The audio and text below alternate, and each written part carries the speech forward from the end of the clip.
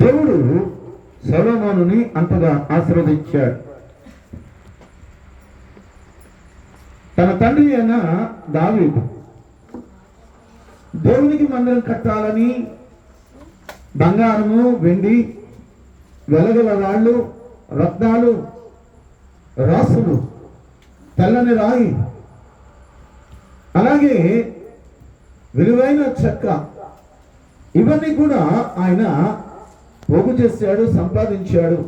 దేవుని మందిరాన్ని కట్టాలంటే దేవాది దేవుడు నాతాను ప్రవక్తను పంపించి దావీదు చేతులు రక్తంతో తడిచాయి. ఆయన నా మందిరాన్ని కట్టించడానికి నాకు ఇష్టం లేదు అని అన్నాడు.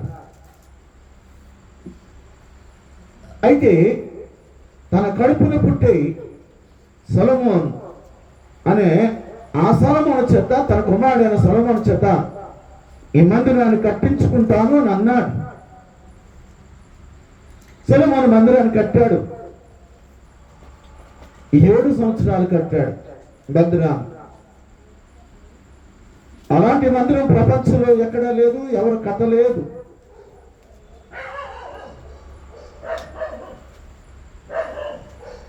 అలాంటి సొలొమోనుతో దేవుడు మాట్లాడినప్పుడు నీకేం కావాలి కోరుకు అంటే సొలొమోను అన్నట్ట, నాకు జ్ఞానం కావాలి. నువ్వు నాకు ఇచ్చిన రాజ్యంలో ప్రజలకి నేను న్యాయమైన తీర్పు ఎలా తీర్చాలో నాకు తెలియదు. ఆ న్యాయమైన తీర్పు తెచ్చడానికి తగిన జ్ఞానం కావాలి. నువ్వు నాకు రాజ్యం ఇచ్చావు, డబ్బు ఉంది, బంగారం ఉంది, వెండి ఉంది, ఇక అవి నాకు అక్కర్లే. నాకు కావాల్సింది నీ ప్రజలకి తీర్పు తెచ్చే జ్ఞానం కావాలి అని అంటే దేవుడు ఎవరికి ఇవ్వలేనంత జ్ఞానాన్ని ఇచ్చాడు. ఆయన సింహాసనం మీద కూర్చున్నప్పుడు ఒక స్త్రీ వచ్చింది, రాజుకు విజ్ఞాపన చేస్తుంది, రాజా నాకు కష్టం వచ్చింది, నీతో చెప్పుకోవడానికి వచ్చాను. ఏంట కష్టం? ఒక ఇంటిలో మేము ఇద్దరముగా ఉన్నాం. ఇద్దరు ఉన్న మా ఇద్దరికి కూడా పిల్లలు పుట్టారు. పిల్లలు పుడితే నా పక్కన ఉన్న ఆ స్త్రీ రాత్రి సమయంలో తన బిడ్డ మీద పడింది. అందుకని అది చనిపోయింది. ఆ బిడ్డ చనిపోయిన ఆ బిడ్డని నా ఒడిలో వేసి, నా మంచం మీద వేసి నా బిడ్డను తీసుకున్నది. అది న్యాయం నువ్వే తీర్చాలి. చాలా విచిత్రంగా ఉంది. ఆ రెండవది అంటది, ఆ చనిపోయిన బిడ్డ దాని బిడ్డే, బ్రతికిన బిడ్డ నా బిడ్డ. కంప్లైంట్ చేయడానికి వచ్చిన ఆవిడ అంటుంది, కాదు కాదు, చనిపోయిన బిడ్డ నా బిడ్డ కాదు, దాని బిడ్డే. దాని ఒళ్ళో ఉన్నదే ఆ బిడ్డను నేను గుర్తుపట్టగలను, ఆ బిడ్డ నా బిడ్డ. ఎవరైనా తీర్పు తెచ్చగలరా? అయితే దేవుని యొక్క మహాజ్ఞానం చేత సొలొమోను ఆ బిడ్డను తీసురా అని అన్నట్ట. అక్కడ సైనికుడు ఆ బిడ్డను తీసుకొస్తే ఆ బిడ్డను 2 ముక్కలు చేసేయండి, సగం ముక్క ఒకదానికి, మరొక దానికి ఇచ్చేయండి అని అంటే, రెండవది అంటుంది, అలాగే చేయండి రాజా, అలాగే చేయండి అని అంటే, మొదటిది అంటా ఉంది, ప్రభు నా బిడ్డ ఎక్కడ బ్రతికినా పర్వాలేదు, దానిని మాత్రం చంపొద్దు, దానికి ఇచ్చేయండి, నాకు అక్కర్లేదు, అది బ్రతికితే చాలు, ఆపండి. ఆ బిడ్డ ఇదిగో ఈ మొదట ఏడ్చినే నాతో కంప్లైంట్ చేసింది, దానిదే ఆ బిడ్డ, దానికి ఇచ్చేయండి. అంత తెలివైన వాడు, అంత జ్ఞానవంతుడు, జ్ఞాని అయిన సొలొమోను అని అంట. ఏమైపోయింది నీ జ్ఞానం? ఏమైంది నీ జ్ఞానం? దేవుడు 2 మార్లు నీతో మాట్లాడాడే. దేవుడిని ఆరాధించే నువ్వు ఎక్కడికి వెళ్ళిపోయావు ఈరోజు? ఏమైపోయావు ఈరోజు? 1 రాజుల గ్రంథం 11వ అధ్యాయము 1 నుంచి 7 వచనాలు లేకపోతే 8 వచనాలు త్వరగా చదవండి. మోయాబీయులు, ఎదోమీయులు, అమ్మోనీయులు, సీదోనీయులు, హిత్తీయులు అను జనులు నీ హృదయంలో తమ దేవతల తట్టు త్రిప్పుదురు గనుక వారితో సహవాసం చేయకూడదు. సహవాసం చెయ్యొద్దు. వారిని మీతో నీ హృదయము అన్య దేవతల తట్టు తిప్పుతారు. జాగ్రత్త. నీకు జ్ఞానం ఉన్నది. దేవుడు నీకు జ్ఞానం ఇచ్చాడు. ఎంతో జ్ఞానవంతుడైన నీవు, తీర్పు తీర్చిన నీవు జాగ్రత్తగా ఉండు అని దేవాది దేవుడు మాట్లాడుతుంటే అన్య స్త్రీలని అనేక మందిని చేసుకున్నాడట. వాళ్ళు ఏం చేస్తారు? వాడు 8వ వచనంలో ఉన్న మాట చదువుదాం. తమ దేవతలకు దూపము వేయించు బలులు అర్పించుచుండిన పరస్త్రీలైన తన భార్యల నిమిత్తం అతడు ఇలాగ చేశాను. తన భార్యలో తన మనసును తిప్పేశాడు. ఎంత పొరపాటు చేశావయ్యా! జ్ఞాని అయిన సొలొమోను శరీరాన్ని ఆస్పదం చేసుకున్న భార్యలు చాలలేదని 1000 మంది కావాల్సి వచ్చిందా? దేవుని విడిచిపెట్టావు. భార్యలకి కోరిక తీర్చడానికి నీకు జ్ఞానాన్ని ఇచ్చిన దేవుడు, నీకు రాజ్యాన్ని ఇచ్చిన దేవుడు, నిన్నే కోరుకున్న దేవుడు.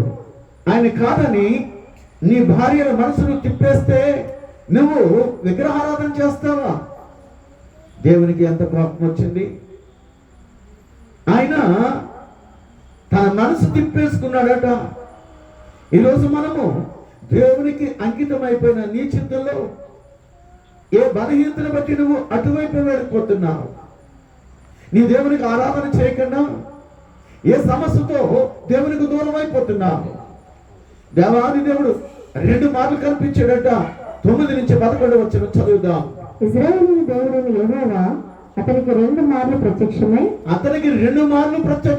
నేను ఇతర దేవతలను వెంబడింపగలదని అతనికి ఆజ్ఞాపించినను సొలొమోను హృదయము ఆయన యొద్ద నుండి తొలగిపోయాను. యెహోవా తనకిచ్చిన ఆజ్ఞను అతడు గైకొనకపోగా చాలు. దేవుని మాట వినలే. 2 మార్లు ప్రత్యక్షమయ్యాడు దేవుడు. మాట వినొద్దా నువ్వు? మాట విను. దేవుని మాట విను. నిన్ను హెచ్చించాడు, నిన్ను ఏర్పాటు చేసుకున్నాడు. అన్నదమ్ములందరినీ కాదని 4వ సంతానమైన సొలొమోనుని ఎంచుకున్నాడు, ఏర్పాటు చేసుకున్నాడు. అతని జ్ఞానం ఇచ్చాడు. సొలొమోను అంతటి జ్ఞానవంతుడు ఎవరూ లేరు. శేబాదేశము నుంచి ఒక రాణి వచ్చిందట. శేబాదేశపు రాణి అని అంట. చదవక్కర్లేదు, 9వ అధ్యాయంలో ఉంది ఆ మాట. అయితే సొలొమోను యొక్క జ్ఞానాన్ని విన్నదట. తనని దర్శించడానికి వచ్చింది, అతను శోధించడానికి వచ్చింది. ఒకే వయసు కలిగిన వాళ్ళు, ఒకలాగే ఉన్నవాళ్ళు, ఆడవాళ్ళని మగవాళ్ళని తీసుకున్నది, పిల్లల్ని తీసుకున్నది. కటింగ్లు ఎలా చేసిందంటే చక్కగా మగవాళ్ళు కటింగ్ చేసేసింది, ఆడవాళ్ళకి కూడా, ఆడపిల్లలకు కూడా.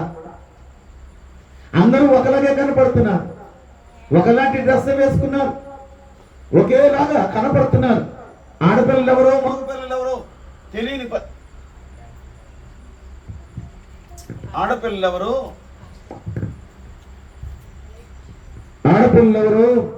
మగపిల్లలు ఎవరో తెలియని పరిస్థితి అయిపోయింది.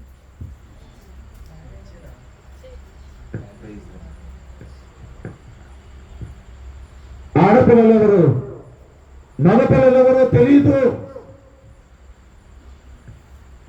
మన పిల్లల్ని స్కూల్కి పంపించండి, పిల్లలందరూ ఒకలాంటి యూనిఫామ్ వేసుకుంటారు. వాళ్ళు బయటకు వస్తూ ఉంటే మన పిల్లలు ఎవరో కనిపెట్టలేనంతగా ఉంటది దూరం నుంచి చూస్తే. ఇప్పుడు సొలొమోను ఆ రాజుతో మాట్లాడుతుంది షేబా దేశపు రాణి. ఆడపిల్లల్ని 6 మగ పిల్లల్ని 6 ఒకేలాగా కటింగ్ చేసి ఒకేలాంటి డ్రెస్ వేసి రాజు దగ్గరికి వచ్చి, దీంట్లో ఆడపిల్లలు ఉన్నారు, దీంట్లో మగ పిల్లలు ఉన్నారు, నువ్వు జ్ఞానవంతుడు అంటున్నావు కదా, ఎవరు ఆడపిల్లలు ఎవరు మగ పిల్లలు చెప్పు. ఎలా చెప్పగలరు? సొలొమోను చప్పట్లు కొట్టాడు. రాజు చప్పట్లు కొట్టి బంట్రోతుతో అంటున్నాడు, లేకపోతే అక్కడ ఉన్న ఆ సైనికుడితో అంటున్నాడు, బకెట్ తీసుకురండి, చెంబు కూడా అక్కడ పెట్టండి, పిల్లలు వరుసగా వెళ్ళండి, మీరు కడుక్కునండి, కడుక్కునండి. కాడు కడుక్కుని వచ్చేసాడు అందరూ. ఇక్కడ నుంచి ఇక్కడ దాకా, ఈ మోకాల నుంచి అరకాల దాకా ఎవరైతే కడుక్కున్నారో వాళ్ళ పక్క తీసాడు. నీళ్ళు ఇలాగే పోసుకుని ఇలా పోసుకొని వచ్చిన వాడు పక్క తీసాడు. ఎగ్జాక్ట్ గా నీళ్ళు ఎలా పోసుకునే వాళ్ళు అందరూ మగవాళ్ళే, మగపిల్లలే. ఆడపిల్లలు ఎలా కడుక్కుంటారంటే ముఖమంతా కడుక్కుంటారండి. ఎప్పుడైనా చుట్టాల ఇంటికి వెళ్తే మగ పిల్లలు ఏంటారంటే కాడికి ఇలాగే అంటారు, ఆడపిల్లలు అలా కాదే ఇక్కడి నుంచి చాలా జాగ్రత్తగా కడుగుతారు, చేతులు ఇక్కడి నుంచి జాగ్రత్తగా కడుగుతారు. ఆయన జ్ఞానానికి ఆశ్చర్యపడిపోయింది. ఇలా కాదనుకుంది, ఇలా చూడండి, ఇలా కాదనుకుంది. ఒరిజినల్ గా ఉన్న పువ్వులు పెట్టింది అక్కడ, అలాంటి డూప్లికేట్ అంటే ఒరిజినల్ కానివి, ఆర్టిఫిషియల్ అంటారు దాన్ని, అది ఇది ఒకలాగా ఉంటుందండి.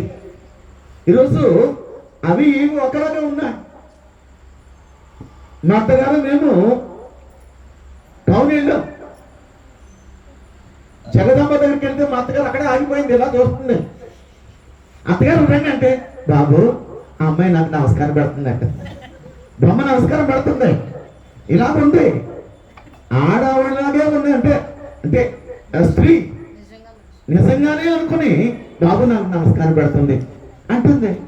అత్తమా అది బొమ్మ, మనిషి కాదు అని. అలాగున్నా ఇవి ఏవి నిజమో ఏది అబద్ధమో తాకి చూడకూడదు, మీరు చెప్పాలి అని రాజు అంటే, రాజు చప్పట్లు కొట్టాడు. సైనికుడు వచ్చాడు, ఆ కిటికీలు తీయండి, ఉద్యానంలోనలో ఉన్న ఆ తేనెటీగలన్నీ కూడా, అక్కడున్న సీతాకోక చిలుకలు అవన్నీ కూడా ఇక్కడికి వచ్చాయి. అవి వాలుతున్నాయి. వాలిన ఆ పువ్వులు లేకపోతే ఆ జాడీలన్నీ కూడా పక్కన పెట్టండి. ఏ పువ్వు మీద వాలుతాయి అని అంటే నిజమైన పువ్వు మీద అది వాలుతుంది. ఆయన యొక్క జ్ఞానానికి అంతులేని దానిగా, అంతులేని వాడిగా, ఆవిడైతే ఇంతటి జ్ఞానవంతుడు నీవు, నీ దేవుడు గొప్పవాడని దేవుని గణపరిచింది. అలాంటి వాడక దేవుని మరిచి విగ్రహారాధన వైపు గుడులు కట్టించి గోపురాలు కట్టించి ఇప్పుడు ఏమైపోయాడంటే దేవునికి దూరం అయిపోయాడు. దేవాది దేవుడు మాట్లాడుతున్నాడు, నేను అందరినీ కాదని నిన్నే ఎంచుకుంటే నువ్వు నా మాట వినకుండా నువ్వు ఏం చేస్తావు, నువ్వు నాకు వ్యతిరేకంగా నువ్వు విగ్రహారాధనకి వెళ్ళావు. 2 సార్లు మాట్లాడినా నా మాట వినలేదు, అందుకే నేను రాజ్యాన్ని నేను 2 ముక్కలు చేసేస్తున్నా. జాగ్రత్త, నీ జీవితం పాడైపోవడానికి నీవే కారణము. నీ దేవుడు నిన్ను ఆశీర్వదించాడు, నీ దేవుడు నిన్ను దీవించాడు. నీ కుటుంబాన్ని 2 ముక్కలు చేసుకోవద్దు, నీ బ్రతుకును 2 ముక్కలు చేసుకోవద్దు. జ్ఞానం కలిగిన దానివైతే నీ దేవుని దగ్గర పాదాలు పట్టుకుని ఏడు, పాదాలు పట్టుకుని ఏడు. ఎందుకు నీ కుటుంబాన్ని పాడు చేసుకుంటావు? ఏమైంది నీ కుటుంబంలో? ఎందుకు ఐక్యత లేకుండా పోయింది? దేవుని మాట ఎందుకు ఆలకించడం లేదు? దేవునికి ఎందుకు చోటు ఇవ్వడం లేదు? ఇదేనా దేవునికి ఇవ్వాల్సిన స్థానం? ఇదేనా? జాగ్రత్త. సొలొమోను అంతటి గొప్ప జ్ఞానిని దేవాది దేవుడు విడిచిపెట్టేశాడు. 11వ వచనం చదవండి. నేను నీతో చేసిన నా నిబంధనను కట్టడలను నువ్వు ఆచరింపకపోవుట నేను కనుగొనుచున్నాను గనుక నీ రాజ్యము నీకుండకుండా నిశ్చయముగా తీసివేసి దాసునికి ఇచ్చేదను. అయ్యో, 12 గోత్రాలు కలిగిన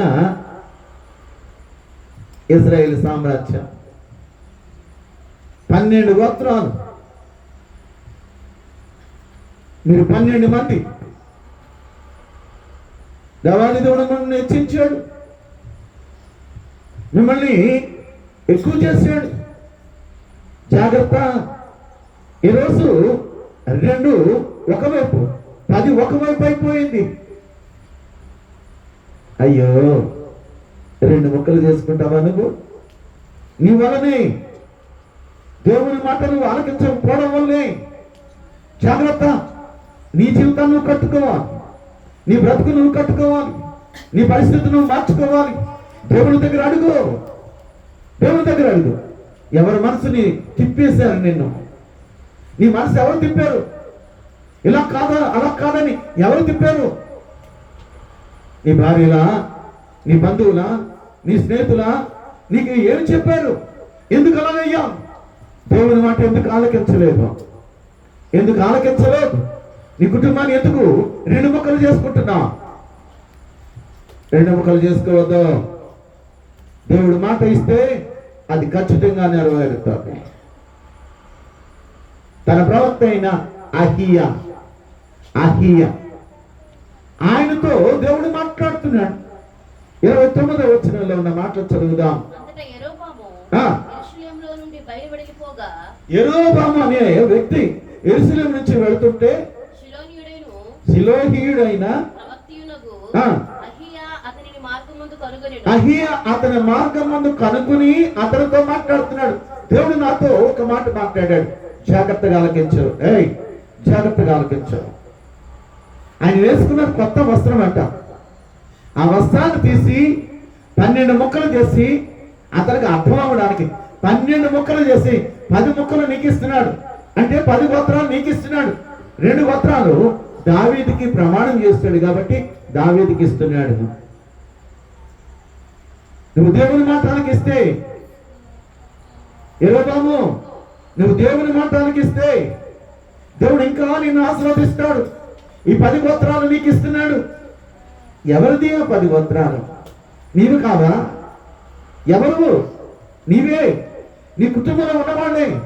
నీ కుటుంబంలో ఉన్నవాళ్ళు 10 మంది ఒకటైపోతే, ఇద్దరు ఒకటైపోతే నీకు సమాధానం ఉంటుందా? నీకు శాంతి ఉంటుందా? నీకు నెమ్మది ఉంటుందా? ఉండదు. ఎందుకు ఇలాగైంది? ఎవరో చెప్పారు, ఎవరో నిన్ను మనసు మార్చేశారు. అందుకని నీ మనసు తిరిగిపోయింది. దేవుని ఆజ్ఞలు నువ్వు మీరుతున్నావు. ఏమైపోయినా పర్వాలేదులే అని దేవునికి వ్యతిరేకంగా నువ్వు జీవిస్తున్నావు.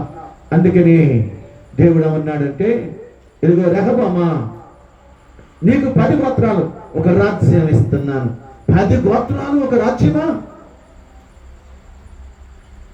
దావీదు సంతతి వాడు కాడు, రాజవంశికుడే.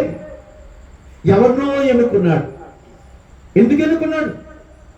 నువ్వు దేవుని మాట వినలేదు కాబట్టి. ఎందుకు 2 ముక్కలైపోయింది? నీ కుటుంబం ఐక్యంగా ఉంది, నీ కుటుంబం ఒకటిగా ఉంది, నీ కుటుంబంలో దేవుడు గొప్ప కార్యాలు చేస్తాడే. నీ కుటుంబాన్ని ఎన్నుకోలేదా? ఎవరి మాట ఆలకిస్తున్నావు? ఎవరి మాట ఆలకించి నీ కుటుంబాన్ని పాడు చేసుకుంటున్నావు? జాగ్రత్త. దేవుడు మాట్లాడుతున్నాడు. 2 మార్లు కనిపించాడు దేవుడు, ప్రత్యక్షమయ్యాడట.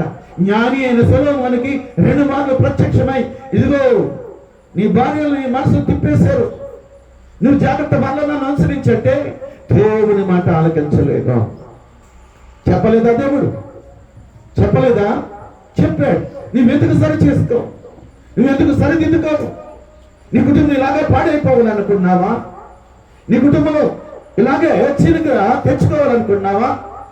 ఎవరి జీవితమైనా పర్వాలేదు, దేవుని మాట ఆలకించావు. ఈరోజు సమాధానం లేని, నెమ్మది లేని, దేవునికి వ్యతిరేకమైన తలంపులతో ఉంటే నువ్వు రెండు ముక్కలైపోతావు. జాగ్రత్త, కట్టుకో నీ జీవితాన్ని. దేవుని వైపు తిరుగు, అడుగు, ప్రార్థన చేయి.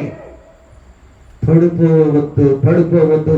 నీ గుడారం పడిపోతుంది, నీ గుడారం పడిపోయింది. కట్టుకో, మరలా తిరిగి. నీ బలిపీఠం పడిపోయింది, మళ్ళా కట్టుకో అమ్మా, కట్టుకో అయ్యా. మొక్కలైపోయింది. రెహబాముకి 2, యెహోవాముకి 2, 10. బాగానే ఉందండి. ఏమన్నాడు తెలుసా? దావీదు వలె నువ్వు కూడా నా మాట ఆలకిస్తే నీ పిల్లలకి ఈ రాజ్యం ఉంటుంది అని అన్నాడు. ఆయనకి తెలివితేటలు ఎక్కువైపోయాయి. 10 గోత్రాలకి ఆయన రాజు అయిపోయాడు. యెహోవాము రాజు అయిపోయిన తర్వాత ఆయన ఒకటి తలస్తున్నాడు. ఏమని తలస్తున్నాడంటే, ఈ 10 గోత్రాలు సంవత్సరానికి ఒకసారి యెరూషలేము దేవాలయానికి వెళ్తారు. అప్పుడు ఆ ఆయన రాజుకి అటువైపు తిరిగిపోతారు. వాళ్ళందరూ కలిసి నా మీదకి వస్తారని చెప్పి ఆలోచన. దేవుడు ఏం చెప్పాడు? నన్ను అనుసరిస్తే అన్నాడు. నువ్వేమన్నా 10 గోత్రాలు సంపాదించుకున్నావా? ఆశీర్వాదాలు సంపాదించుకున్నావా? నీ ఆలోచన ఏంటి? నీ ఉద్దేశాలు ఏంటి? దేవుడిని అనుసరించవా? నువ్వు కట్టుకోవా? కట్టుకో. ఆయన కట్టుకోవాల్సింది పోయి ఏం చేస్తున్నాడు చూడండి. 12వ అధ్యాయంలో 17, 27 వచ్చిన 27 కదా, చదవండి. యెరొబాము తన హృదయమందు తలంచి ఆలోచన చేసి 2 బంగారపు దూడలు చేయించి జనులను పిలిచి యెరూషలేముకు వెళ్ళడం నీకు కష్టము. ఇశ్రాయేలు వాళ్ళారా, మీ ఐగుప్తు దేశం నుంచి రప్పించిన దేవుడు వేరే. వీళ్ళ ఎంతగా ఆలోచన మార్చేశావు. నువ్వు పాడవడం కాదు, నువ్వేం చేస్తున్నావంటే ప్రజలను పాడు చేశావు. యెరొబాము చేసిన పాపం ఇంతంత కాదు, నువ్వు చేసిన పాపం ఇంతంత కాదు. నువ్వు పాడైపోవడం కాదు, దేవుని దగ్గర రావడం కాదు, దేవుని దగ్గర రాకుండా మానేసేసి అనేకల్ని నువ్వు తిప్పేస్తున్నావు. జాగ్రత్త. నా మాట కఠినంగా ఉందా? అది బైబిల్లో ఉంది. ఆలకించు. దూడలా, బంగారపు దూడలు తయారు చేస్తావా? క్షేమగల దేవుడు ఏమన్నాడు? నేను 10 గోత్రాలకి రాజును చేస్తానంటే రాజును చేసింది ఎవరు? నీ దేవుడు కాదా? రాజరికాలు ఇచ్చింది నీ దేవుడు కాదా? నేను రాజును చేసింది దేవుడు కాదా? ఆ దేవుడు ఏమన్నాడు? నా మాట ఆలకించు, నేను నిన్ను తరతరాల వరకు నీ పిల్లల్ని ఆస్వాదిస్తాను అనలేదా? నీ తలంపు ఎలాగుంది? నీ ఉద్దేశాలు ఎలాగున్నాయి? దేవునికి వ్యతిరేకంగా ఉన్నాయి. నువ్వేం చేస్తావు? దేవుని దగ్గరికి వెళ్ళనివ్వకుండా ఆపేస్తావు. 2 బంగారపు దూడలు తయారు చేయించావు. ఇశ్రాయేలు అందరినీ కూడా పూజించమన్నా. నువ్వు కూడా పూజించడానికి ఏం చేస్తావంటే బలిపీఠాలు కట్టేస్తావు. దేవుని కోపం రాదా? నాకు అర్థం కాని విషయం ఏంటంటే 10 గోత్రాలకి రాజును చేసిన దేవాది దేవుడు, నీతో మాట్లాడిన దేవుడు. ఆ మాట నువ్వు నమ్మలేవు. నీ ఆలోచనలు గొప్పగా ఉన్నాయని 2 దూడలను తయారు చేసి ప్రజలు పాడు చేస్తావా? దేవుని దగ్గర రానివ్వకుండా చేస్తావా? నువ్వు చేసిందేంటి? బలిపీఠాలు కట్టావా? బలిపీఠం కట్టి నువ్వేమో ధూపం వేస్తున్నావా అన్య దేవతలకి? అయ్యో, ఎంత దారుణమైన విషయం! ఒక్కసారి ఆలోచన చేయాలి. నువ్వు పాడవుతున్నావు, అనేకలను పాడు చేస్తున్నావు. జాగ్రత్త. అది ఎవరైనా సరే, నేనైనా నా దేవునికి వ్యతిరేకంగా నేను పనిచేసిన నా దేవుడు అబ్బా చాలా బాగా పనిచేసేవి నాయన అని నన్ను సింహాసనం ఎక్కించడం. ఎవరైనా సరే ఆయనకు ఒకటే, దేవునికి వ్యతిరేకంగా నువ్వు జీవిస్తే ఒకటే. చూడండి, ఆయన బలిపీఠం కట్టాడు. 13వ అధ్యాయంలో 4వ వచనాన్ని గమనిద్దాం. బేతేలు నందున్న బలిపీఠమును గూర్చి బేతేలు నందున్న బలిపీఠము కోసం బలిపీఠమును గూర్చి ఆ ఆ దైవజనుడు ప్రకటించిన మాట రాజైన యెరోబాము విని బలిపీఠం మీద నుండి తన చెయ్యి చాపి బలిపీఠం మీద నుంచి దైవజనుడు పట్టుకోవడానికి చెయ్యి చాపితే ఆ చెయ్యి ఎండిపోయిందంట. వానిని పట్టుకొనమని చెప్పగా అతడు చాచిన చెయ్యి ఎండిపోయింది. చాపిన చెయ్యి. ఒక దైవజనుడు దేవుని మాట చెబుతుంటే అతని ఆలోచన ఎలా ఉన్నదంటే రంకి వేస్తున్నాడు. బలిపీఠాల కోసం మాట్లాడుతున్నాడు. బలిపీఠమా బలిపీఠమా, నీ మీద ఎవరైతే ధూపం వేశారో ఆ ధూపం వేసిన వాళ్ళు అందరి యొక్క ఆ కళేబర లేదా ఆ ఎముకలు కాల్చి వేసేవాడు ఒకడు వస్తున్నాడు. దానికి ఇదే చూచిన నువ్వు రెండుగా బద్దలేసిపోతావు.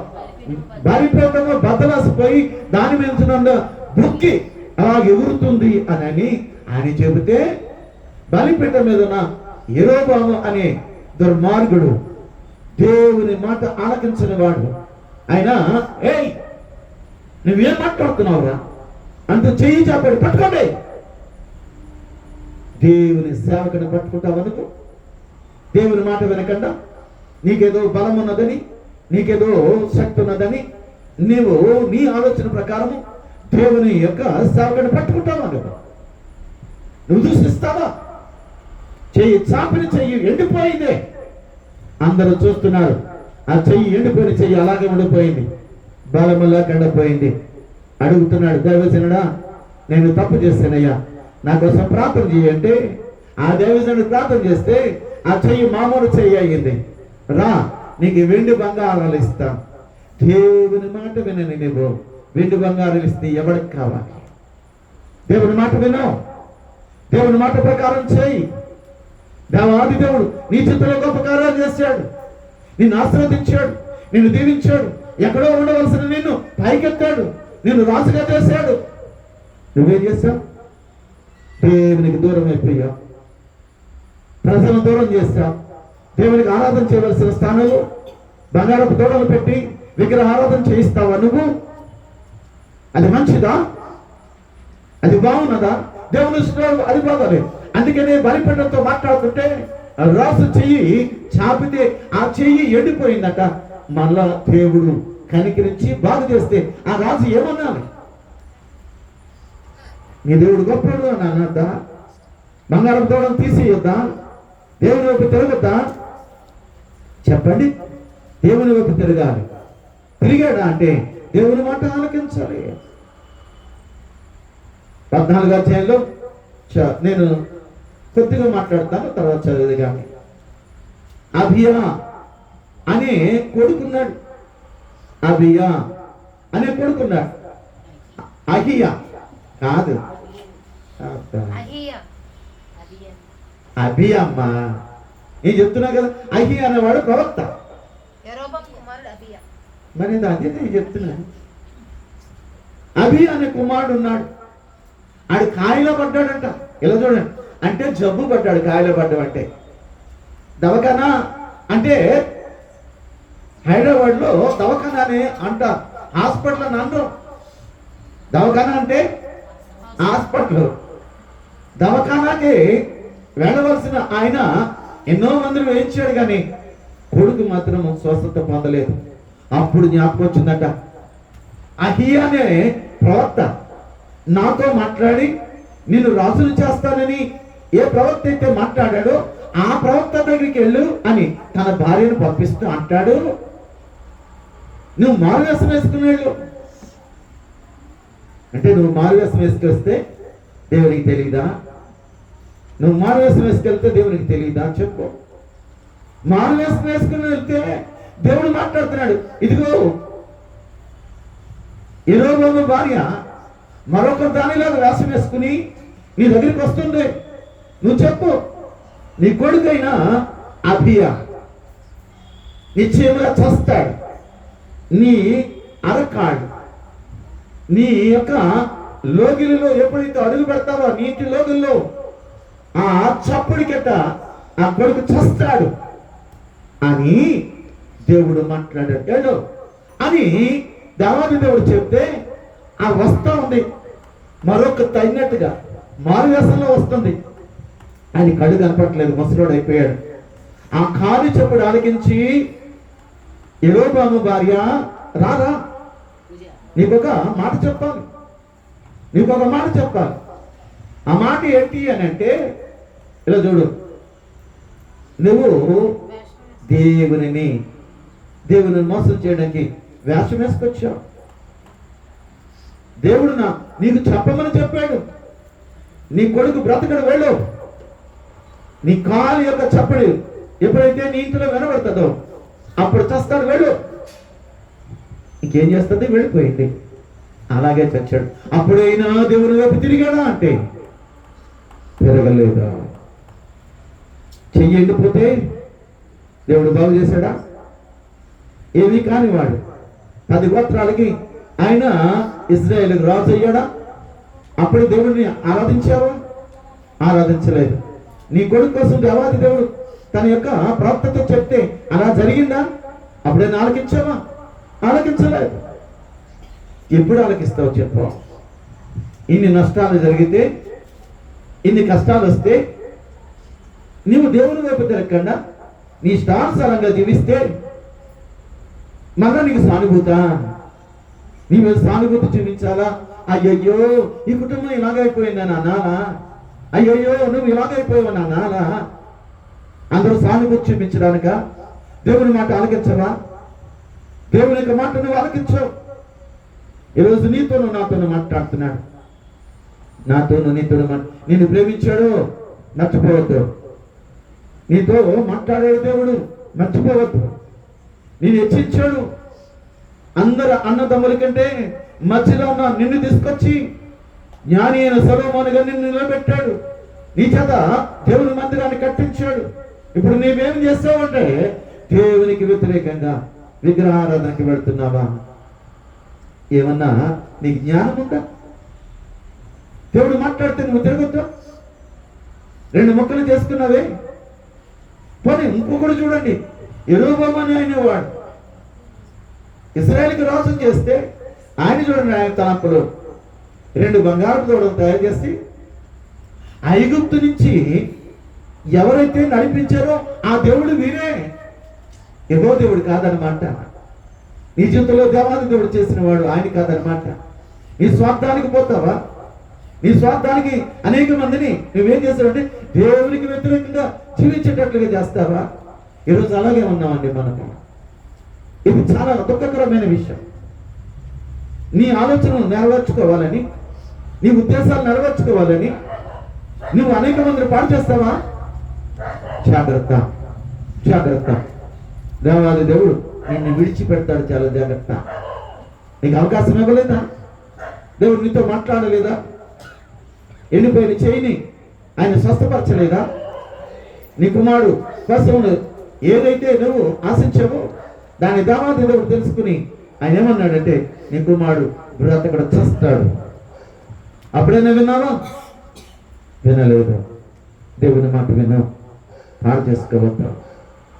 నీ జీవితాన్ని పాడు చేసుకోవద్దు. నీ జీవితాన్ని కట్టుకో. ఏమండి, నువ్వు కట్టుకోవాలని దేవుడు మాట్లాడుతున్నాడు, కానీ ఇది నా మాట కాదు, ఇది దేవుని మాటగా తీసుకోండి. దేవుడు చెప్పాడన్న మాటగా తీసుకోండి. బైబిల్లో లేని మాటగా నేను చెప్పటం లేదు. మీకు అన్ని చదివించి చెప్పాను.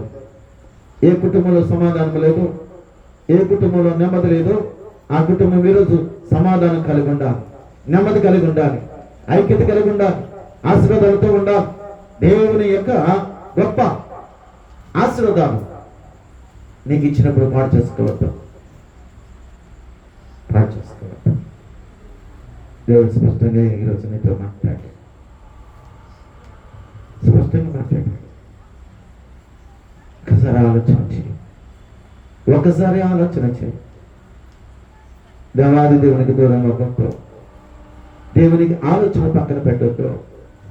దేవుడు నీకు చాలాసార్లు మాట్లాడుతున్నాడు. మాట విను, నీ జీవితాన్ని కట్టుకో, నీ బ్రతుకును కట్టుకో.